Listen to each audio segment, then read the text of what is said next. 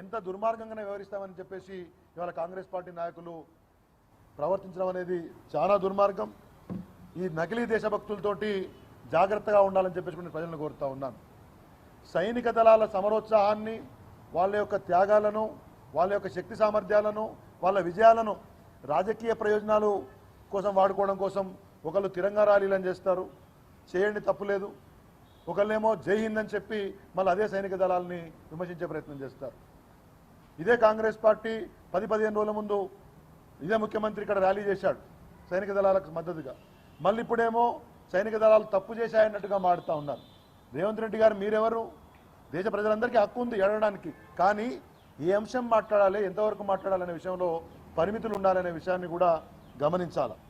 ఇవాళ రాహుల్ గాంధీ గారు ప్రధానమంత్రి అయి ఉంటే పాక్ ఆక్రమిత కాశ్మీర్ మనకు వెనక్కి వచ్చేది, మనం గెలిచే వాళ్ళము అని సైనిక దళాల యొక్క శక్తి సామర్థ్యాలని శంకించే విధంగా, కించపరిచే విధంగా మాడుతూ ఉన్నారు. ఇది పెద్ద జోక్. కాశ్మీర్లో కుంపటి పెట్టింది ఎవరు? కాశ్మీర్ సమస్యకు కారణం ఎవరు? రాహుల్ గాంధీ గారి యొక్క మెప్పు పొందాలంటే మీకు చాలా మార్గాలు ఉన్నాయి.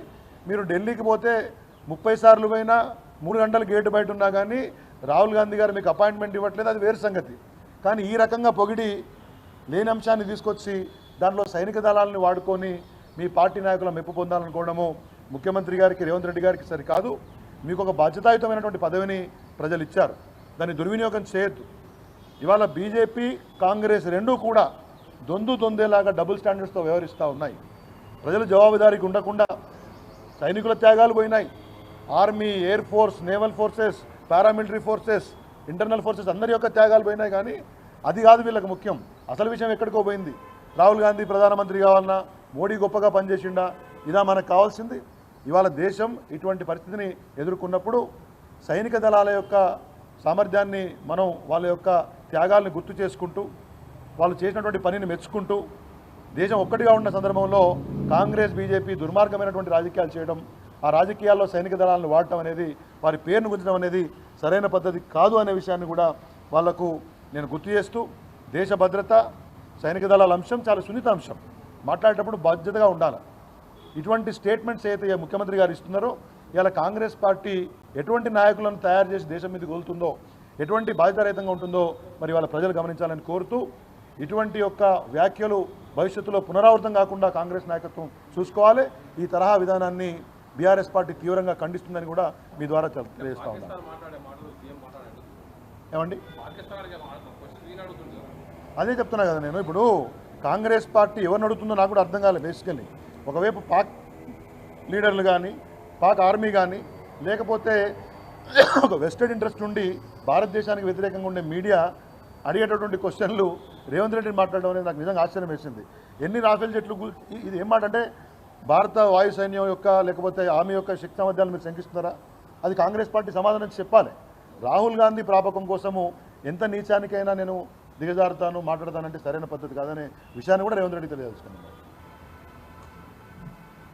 Thank you.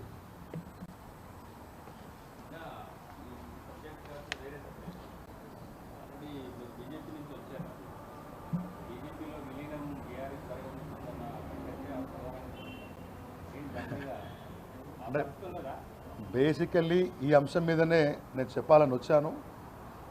అసలు ఆ అవసరమూ లేదు. బీఆర్ఎస్ అనేది ఒక బలమైనటువంటి శక్తి తెలంగాణ రాష్ట్రంలో. తెలంగాణ రాష్ట్రాన్ని తెచ్చిన నాయకుడు కేసీఆర్ గారు.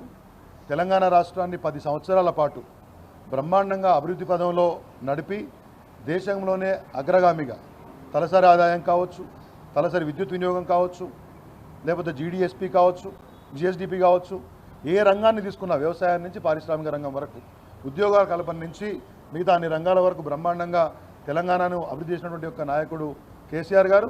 వారి సారథ్యంలో నడిచినటువంటి యొక్క పార్టీ బీఆర్ఎస్ పార్టీ. కాబట్టి ఇవాళ నేను పరిమితమయ్యేది ఏంటంటే ఏదో బీజేపీతో పొత్తుంటేనో ఇంకోటో కాదు. ఇవాళ 18 నెలల కాంగ్రెస్ పార్టీ పరిపాలన చూసిన తర్వాత ప్రజలందరూ కూడా మళ్ళీ బీఆర్ఎస్ పార్టీ రావాలి, కేసీఆర్ పాలన కావాలని కోరుకుంటున్నారు. కాబట్టి ఇప్పుడు పొత్తులు ఉంటాయా, పొత్తులు ఉండవా అనే విషయం ఇవాళ ఎన్నికలు లేవు, ఆ ఉండాల్సిన అవసరం కూడా మాకు లేదు. ఇవాళ నేను చూశాను ఒకరిద్దరు బీజేపీ నాయకులు అతి ఉత్సాహంతో మాడుతూ ఉన్నారు. నేను ఏమంటానంటే ఆ అంశంలోకి నేను పోను. కానీ బీఆర్ఎస్ పార్టీ శక్తి ఏందో బీజేపీకి తెలుసు, కాంగ్రెస్కు తెలుసు, ఇవాళ రాష్ట్రంలో ఉన్న ప్రజలకు తెలుసు. ఇలా బీజేపీ నాయకులు కొంతమంది మాట్లాడుతూ ఉన్నారు, మాకు పొత్తొద్దు, మేము రావని. నిన్ను ఎవరు అడిగినరు, ఎవరు మాట్లాడినరు? సరే, వేరు చర్చలు వస్తూ ఉంటాయి. కానీ బీఆర్ఎస్ ఒక బలమైనటువంటి పార్టీ. తెలంగాణ రాష్ట్రంలో బ్రహ్మాండమైన నాయకుడు కేసీఆర్ గారు ఉండగా ప్రజలు వారు కోరుకుంటున్నప్పుడు వేరే చర్చ తలెత్తదు. ధన్యవాదాలు. అది రాజాసింగ్ గారును బీజేపీ వాళ్ళు తెలుసుకోవాలి. వాళ్ళ దాంట్లో ఎవరు